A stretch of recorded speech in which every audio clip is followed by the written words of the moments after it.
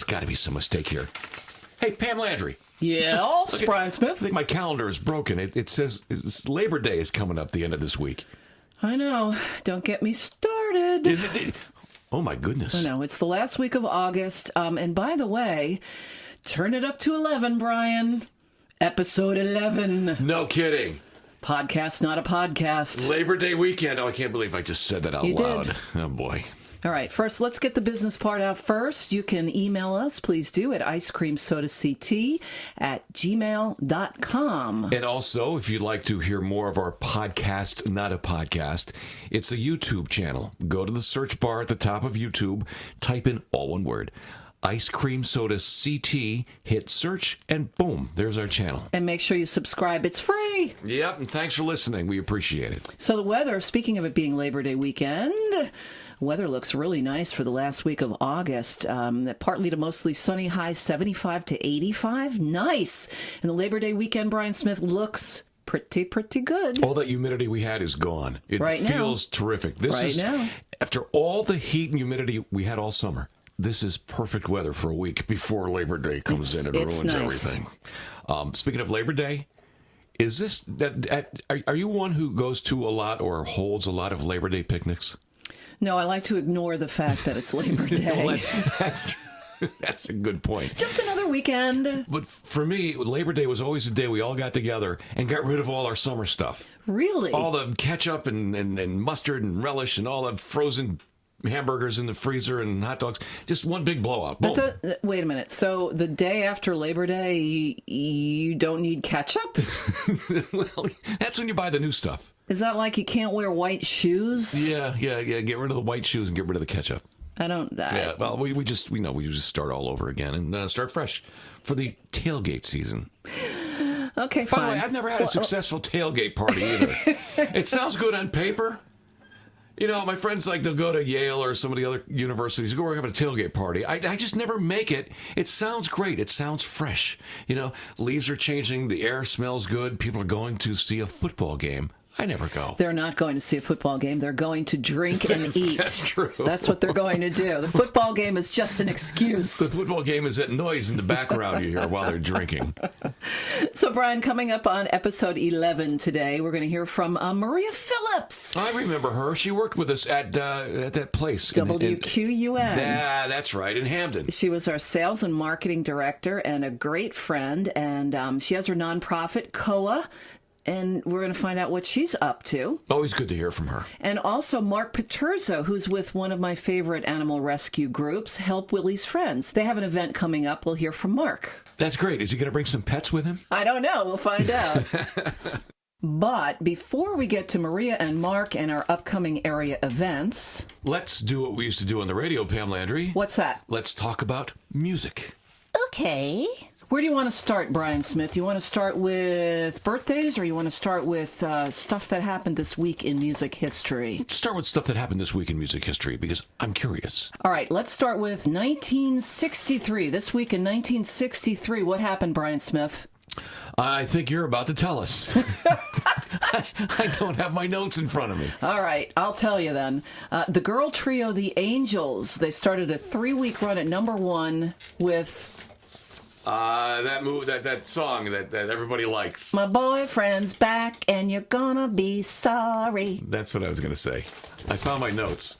Thank you. This week, back in 1964, Roy Orbison's song, Oh Pretty Woman, was released in the United States, and it went to reach #1 4 weeks later. So I guess it was good, huh? Yeah, it went to #1, Pam Landry. This week in 1966, the Beatles played their last concert before a paying audience at Candlestick Park in San Francisco. It was a sold-out crowd of 25,000 people. And in 1970, Edwin Starr started a 3-week run at #1 in the United States on the singles chart with his song, War. What's it good for? Absolutely nothing. Nothing. This week in 1972, Looking Glass had a #1 song with Brandy, You're a Fine Girl. 1976, George Harrison found guilty of subconscious plagiarism in a bizarre lawsuit that left songwriters absolutely baffled. You may remember this. A judge ruled that George Harrison's 1970 song, My Sweet Lord, was too musically similar to He's So Fine, the 1963 hit for the girl group The Chiffons. And George Harrison had to pay nearly $1.6 million in damages. Crazy. This week in 1978, Frankie Valli went to #1 on the charts with the Barry Gibb written song Grease. In 1980, Christopher Cross hit #1 with the song Sailing. And 10 years later, in 1990, really hard to forget day, Stevie Ray Vaughan, we lost him when the helicopter he was flying in hit a man-made ski slope while trying to navigate through dense fog. He had played a show at Alpine Valley Music Theater in East Troy, Wisconsin. Stevie Ray Vaughan was only 35 years old. This week, back in 1991, the band Pearl Jam released their debut album, 10. And that, Brian Smith, is still one of my all-time favorite albums. No kidding. You're a rocker. I kid you not. And Brian, 1 year later, in 1992, this week, U2 became only the second act ever. Do you know who the first one was? The Beatles. To play Yankee Stadium. Billy Joel was. Oh, okay. U2 played during their sold-out Zoo TV tour. They played 2 shows there. And Was it Billy Joel? yes, it was. Good. I got it right. I went to one of those 2 U2 shows. It was awesome. And speaking of Billy Joel, this week in 1993, Billy Joel started a 3-week run at #1 on the United States album charts with his album River of Dreams. Did you know he was the first musician to play Yankee Stadium? I got it. I'll take this one. Billy Joel. Yes. Brian, some celebrity birthdays this Nailed week. How old is Macaulay Culkin this week? 72. Is that a cowbell? Yes, it is. Somebody emailed us, said we needed more cowbell. What farm did you steal that from? The one with the quiet cows. Now, Macaulay Culkin. He was the kid from Home Alone. That's correct. That movie was back in the 1920s. He's 72. He is not a kid anymore, but he's not 72. How old is he? He's 39. Oh, let me take this. Pam, he's 39. Very good. I was right. Nailed it.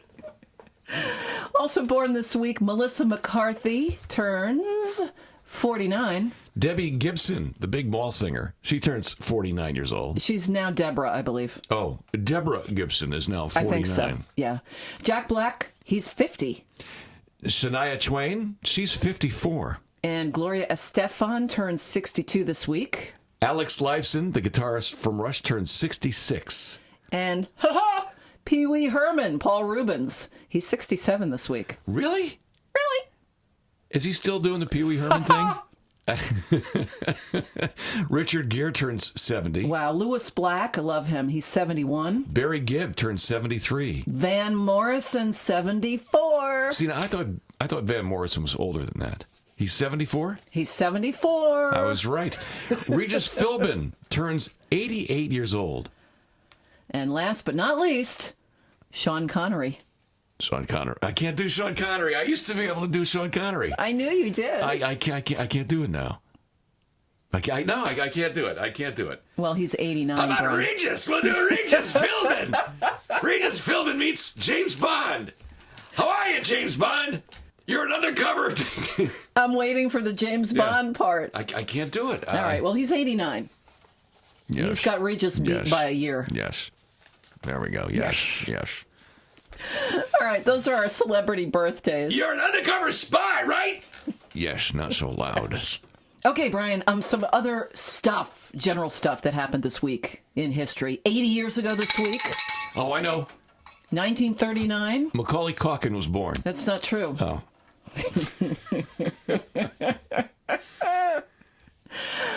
The first televised Major League Baseball game was broadcast Oh, no, on TV. on station W2XBS, which would later become WNBC TV. Mm-hmm. So that was 80 years ago. You know what that means? Sean Connery was 9. That's right. And Regis Philbin was 8. I wonder if they heard it. Red Barber called the game between the Cincinnati Reds and the Brooklyn Dodgers at Ebbets Field in Brooklyn. All right, on this date, Brian, in 1920, the 19th Amendment guaranteeing women the right to vote was formally adopted into the U.S. Constitution. Can I do one? Go ahead. This week, back in 1955, the very first edition of the Guinness Book of World Records was published in Great Britain. It was a world record book. You got another one? Sure. You want one more? Sure. Doesn't seem like it's this long ago, but on this week back in 2005, Wow. Hurricane Katrina made landfall near New Orleans, Louisiana, as the Category 4 hurricane. 14 years ago. Man, and there are places in New Orleans that still haven't recovered. You know, Pam Landry, a lot of people email us because they haven't gotten over the end of WQUN. Nor have we. No, great radio station, a great way to keep in touch with everything that's going on in Southern Connecticut. And one of the awesome people that we worked with there was Maria Phillips, close friend of ours, was our sales and marketing director. And she also has a nonprofit, Kids of America's Heroes. The website is KOAH, KOAHUSA.org. And Maria wanted to say hi. Hey, Pam and Brian, it's Maria. Thank you for inviting me on the show. Love your YouTube channel. It's amazing. Keep up the great work. Things are going fantastic for me. I'm still working very hard with Kids of America's Heroes. And as we progress into this year, we have a bill that's proposed. It's Connecticut House Bill 6775. It's an extension of the current SA Act with the student military identifiers. Only this time around in Connecticut, we're asking, please include our veterans' children, our National Guard children, and our reserve children, because their parents serve and so do they. And we need to make sure that they have all the resources available to them in public schools. So check it out, House Bill 6775, or contact us at koahusa.org. You can email me directly at maria.phillips@koahusa.org. I look forward to being on your show again. And once again, keep up the great work. You guys sound amazing. Bye. Maria Phillips, our former colleague from WQUN, and now with KOAH, Kids of America's Heroes. And speaking of WQUN, we'll be hearing from more of our colleagues from AM 1220 WQUN over the next couple of weeks. And Brian, now let's take a look at some of our upcoming area events. Yes, and first let's take a look and see what's happening with music in our area. Well, coming down the home stretch, sorry to say, in North Haven, Music Under the Stars. The final performance will be Tuesday the 27th, and it will be prime time, 7 o'clock on the North Haven Town Green. And in East Haven on Wednesday night, it's the Survivors Swing Band. Yeah, they're playing on the East Haven Town Green at 6:45. Bring lawn chairs, bring blankets, and enjoy. And then Thursday night, the Orange Farmers Market. Yeah, the Orange Community Farmers Market. That's every Thursday through September 26th, right there at the High Plains Community Center in Orange. And Brian, this Thursday, Big Tom of the Elwoods is playing live at 5:30. And now, in the end of August, there's plenty of non-musical events going on in our area. Now through Sunday, it's Shakespeare in the Park in New Haven. Yes, to be or not to be. To see or Park. not to see. It's Shakespeare. That's at Edgerton Park, 8 o'clock, right through Sunday the 1st. The Comedy of Errors. Sounds like our story. Yeah, and you know, honestly, if you've never seen a Shakespeare performance done live, if you've never seen that, this is a nice place to go and see it. It's a picnic in the park. It's Shakespeare. And from personal experience, bring bug spray. You don't need to bring bug spray for this one. We love our local libraries. East Haven Library on Wednesday, the 28th at 2 o'clock. The Military and Veterans History Group will be gathering. Captain William C. Palmer relating the story of his exploration of the sunken German submarine U-853 off the coast of Rhode Island. That is free and open to the public. We mentioned the Orange Farmers Market on Thursday night. That's a big night for farmers markets. Hamden also has their farmers market on Thursday night. That's at the Miller Library Complex.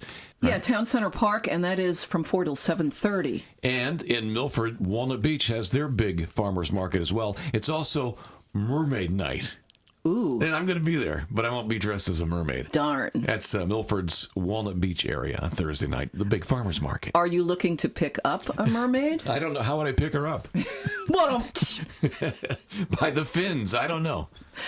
Brian, the Shoreline Trolley Museum in East Haven, always a fun place to go. They've got one more of their hometown Thursdays. You get free admission on your hometown day. Just bring a valid resident ID or driver's license. The final one is this Thursday, Brian, Hamden and North Haven. Now, there's a couple of more big events that are signature events for our area on Labor Day weekend. First of all, Monday, it's the big Labor Day parade in Newtown. Biggest Labor Day parade, I think, in this whole part of the country. But Friday through Monday, Labor Day, it's the big Greek festival. This is the Opa Odyssey Festival in Orange. Yeah, that's at St. Barbara Church on Racebrook Road. It is Friday through Monday, as you said. Free admission, free parking, all things Greek. Music, food, crafts, dance lessons, cooking demos. Lots of stuff for the kids, rain or shine, and for directions and hours, stbarbara.org. And Monday in New Haven, this happens every year. It's the big New Haven Labor Day Road Race. It's huge. Huge. And for more information on that, newhavenroadrace.org. Well, we're in the midst of country fair time, and the big North Haven Fair starts next weekend. That's the 5th through the 8th. Brian, it is the 77th annual North Haven Fair. You ever been to that one? I have. It is great. At the North Haven Fairgrounds. For info on everything there, it's northaven-fair.com. Not the word dash, the symbol dash. It's making me hungry already just thinking about it. Also, September 6th through the 8th, next weekend, in East Haven, it's the big Fall Festival on the Green. Headlining band on Saturday night, The Grassroots. Yeah, they're supposed to go on around 9:30 Saturday night. That's the 7th of September. Also on the 7th of September, now Pam, this is something you're close to. Yes, this is to support Help Willie's Friends. It's September 7th, 11 till 3, rain or shine. It's their first annual block party, Bark BQ. Oh, really? Bark BQ? There's no end to the pet puns for these charities, is there? It's happening at the Agway of Southington, and Mark Paterzo, who's the guy behind Help Willie's Friends, and I've had him on my show in the past at WQUN and have worked with him. He's dropping by here to tell us a little bit more. Hey, Pam and Brian. Coming up on Saturday, September 7th at the Agway in Southington, Connecticut. It's the second annual BBQ benefiting Help Willie's Friends. They had a great turnout last year, and they're anticipating an even bigger and better event this year. There will be food, music, demonstrations, and giveaway. But most importantly, the event is all about the animals. There's going to be dogs and cats available for adoption. Of course, you have to go through the whole normal adoption process if you find an animal that you'd like to adopt. The hours are 11 to 3, rain or shine. Please stop by whether you're looking to adopt or not. It's going to be a great time. Agway is located at 1198 Queen Street in Southington. Thank you so much. Thank you, Mark Paterzo. He does great work, and the website is helpwilliesfriends.org. Speaking of adoption of a cat or a dog or a pet, this week it contains National Dog Day. It was Monday, August 26th. And according to this study that I'm reading right here, having a dog or a cat releases chemicals in your brain that make us feel better. And I quote, "This promotes feelings of love, social bonding, and well-being. In the presence of animals such as a dog or a cat or a horse, the oxytocin in our brains is released, and that makes us more happy and more talkative." Usually more talkative about our cats or dogs, but it just makes us happier, and it also gets us off our butts to exercise more. And it's a great way to meet people. It is. Especially Yes. with a dog. Yes. I mean, Your dog just bit me. Oh, would you like to go out? No, it's not what I meant. Oh, would you like to go on a date? And by the way, have you had rabies shots lately? Brian, related to owning a pet, Yes. Here's a tip for coping with getting older. Always adopt a pet identical to the departed one. That way, people will think you are younger because a pet can't be that old. I like that. That's some wisdom from the Washington Post, by the way. Tips for coping with getting older. Are there more? I might need some. There are. You want to hear some? Sure, go ahead. Not that I'm getting older, None of us are. but just in case you're getting older, some ways to cope, according to the Washington Post. Brian, don't ever look up a recent photograph of your high school sweetheart. More important, pray that he or she never looks you up. Yeah, probably a good thing just to put up a picture of an animal. Your dog or your cat, but not you. Or a muffin. A muffin? That's what I have on my Facebook Okay, page. yeah. A muffin. I don't remember Pam Landry looking like a muffin in high school. Here's another one, Brian. Do not ever calculate your molar to crown ratio. Oh, that's a good one. How about this one, Brian? Never update your Facebook photo, even if you actually know how. That's good because I don't know how. Never ask anyone who are you in case it's someone you owe money to or your daughter. Some other tips for coping with getting older. There's no need to sign your text message. The phone will say who sent it. You know what? I'm guilty of that because when I write to people sometimes, I'll say, hey, it's Brian. Then I realize it says Brian right above the message I'm writing. Brian, before you go into the next room, always write down why you are going into the next room. I haven't had that trouble yet. Problem is, then you forget the piece of paper that you wrote it down on, and it's a Never whole pen thing. around when you try to remind yourself of stuff. Here's another one. You know how sometimes you put something down in an unusual place and you think, I'm never going to remember where this is? All the time. Always my wallet and my phone. And so you're right, you won't. Put everything on the toilet seat. That's a good one. Okay? Who came up with this stuff? The Washington Post, apparently. It's another one. Pick an attractive pharmacist. This is the only person you will be seeing a lot of. Good one. And finally, Brian, my favorite one. Mm-hmm.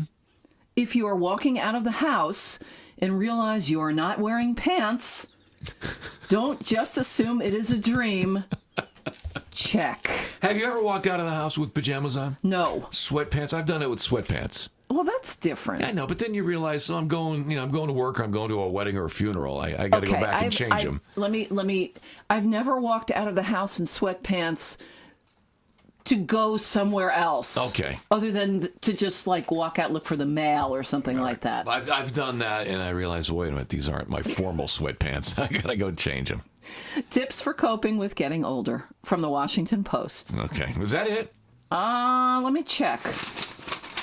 Yeah, I believe that's it. Well, we have to thank Holly, our friend, for being our social media and Facebook genius for helping us do this podcast, not a podcast every week. Totally. And now you're telling me that now this is all wrapped up. Are you saying, Pam Landry, that episode 11 is finished? Yes, I am. Goodbye!